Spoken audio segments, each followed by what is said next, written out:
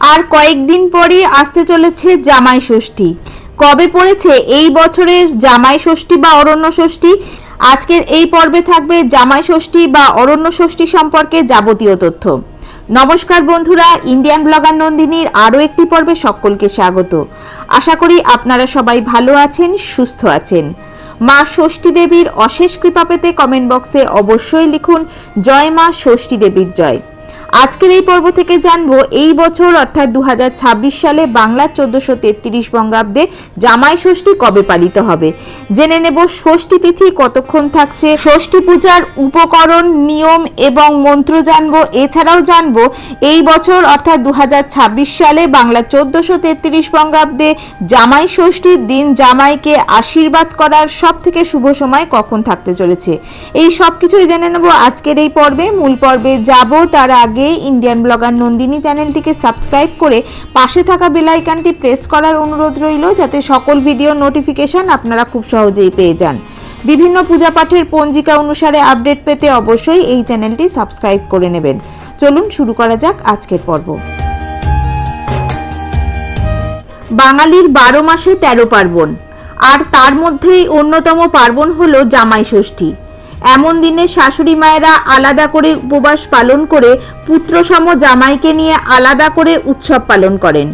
যদিও এই জামাই ষষ্ঠীর নেপথ্যে কাহিনী হিসেবে বাংলার কিছু প্রচলিত কাহিনীর কথা জানা যায়, তবে এই দিনটি জামাইদের ঘিরেই উদযাপিত হয়। এমন দিনের উদযাপনের জন্য অনেকেই অধীর আগ্রহে অপেক্ষা করেন। চলুন এবার জেনে নেই এই বছর অর্থাৎ 2026 সালে বাংলা 1433 বঙ্গাব্দে জামাই ষষ্ঠী কবে পালিত হবে, ষষ্ঠী তিথি কতক্ষণ থাকছে, জামাই ষষ্ঠী পালনের নিয়ম জানবো। এছাড়াও জানবো ষষ্ঠী পূজার উপকরণ, নিয়ম এবং মন্ত্র। জামাই ষষ্ঠীর দিন জামাইকে আশীর্বাদের সব থেকে শুভ সময় কখন থাকতে চলেছে। 2026 সালে বাংলা 1433 বঙ্গাব্দে জামাই ষষ্ঠী অথবা অরণ্য ষষ্ঠী অনুষ্ঠিত হচ্ছে 20 জুন 2026 বাংলার 5ই আষাঢ় 1433 শনিবার। ষষ্ঠী তিথি শুরু হচ্ছে 19 জুন 2026 বাংলার 4ঠা আষাঢ় 1433 শুক্রবার রাত্রি 10:18 থেকে। জামাই ষষ্ঠী বা অরণ্য ষষ্ঠী ষষ্ঠী তিথি সমাপ্ত হচ্ছে 20 জুন 2026 বাংলার 5ই আষাঢ় 1433 শনিবার রাত্রি 8:59। এই বছর জামাই ষষ্ঠীর দিন জামাইকে আশীর্বাদের সব থেকে শুভ সময় থাকতে চলেছে 20 জুন 2026 বাংলার 5ই আষাঢ় 1433 শনিবার দুপুরের আগে অর্থাৎ মধ্যাহ্ন বেলায় দুপুর 3:46 মধ্যে জামাই বরণ ও জামাইকে আশীর্বাদ করার সব থেকে শুভ সময় থাকতে চলেছে। জ্যৈষ্ঠ মাসের শুক্লপক্ষের ষষ্ঠী তিথিতে মা ষষ্ঠীর কৃপা লাভের আশায় ও জামাইয়ের মঙ্গল কামনায় জামাই ষষ্ঠী পালিত হয়। এই উৎসবের মূল উদ্দেশ্য হলো জামাই ও মেয়ের সুস্বাস্থ্য ও দীর্ঘায়ু কামনা করা এবং আত্মীয় স্বজনদের মধ্যে সুসম্পর্ক বজায় রাখা। জামাই ষষ্ঠী পালনের সঠিক নিয়ম। জামাই বরণ ও আশীর্বাদ।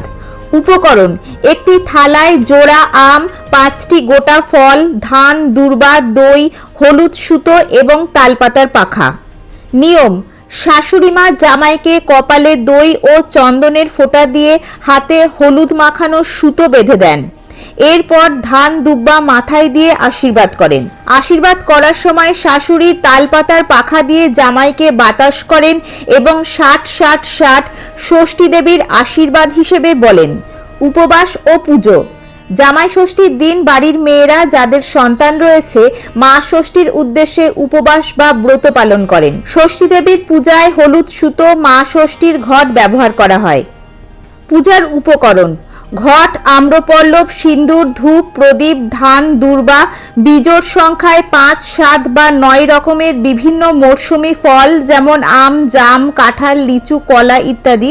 অন্যান্য সামগ্রীর মধ্যে 6টি পান, 6টি সুপারি, হলুদ কাপড়ের টুকরো, নতুন সাদা সুতো, হলুদ ও তেল মাখানো এবং একটি তালপাতার পাখা। অরণ্য ষষ্ঠী বা জামাই ষষ্ঠীর পূজাবিধি। শাশুড়ি মায়েরা সকালে স্নান সেরে পরিষ্কার বস্ত্র পরিধান করে পূজার স্থান ও আসন প্রস্তুত করবেন। মা ষষ্ঠীর উদ্দেশ্যে ঘট ও আম্রপল্লব স্থাপন করা হয়। ফুল, বেলপাতা ও ফল নিবেদন করে পূজা সম্পন্ন করা হয়। পূজার পর শাশুড়ি মা হলুদ ও তেল মাখানো পবিত্র সুতো জামাইয়ের ডান হাতে বেঁধে দেন। এটি সুরক্ষা ও মঙ্গলের প্রতীক। জামাই ও মেয়ের কপালে টক দইয়ের ফোঁটা দিয়ে মাথায় ধান দুর্বা দিয়ে আশীর্বাদ করা হয়। তালপাতার পাখার সাহায্যে জামাইকে বাতাস করে 3 বার 60-60-60 বলা হয়। সর্বশেষে জামাইকে নতুন বস্ত্র উপহার দেওয়া হয়। জামাই ষষ্ঠী পূজা মূলত পুরোহিত ছাড়াই বাড়ির মা গৃহস্থ নারীদের দ্বারাই সম্পন্ন করা হয়। আজকের পর্বটি আপাতত এই পর্যন্তই।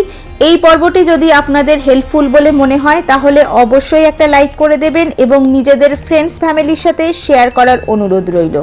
সবাই খুব ভালো থাকবেন, সুস্থ থাকবেন। দেখা হচ্ছে আবার আগামী পর্বে।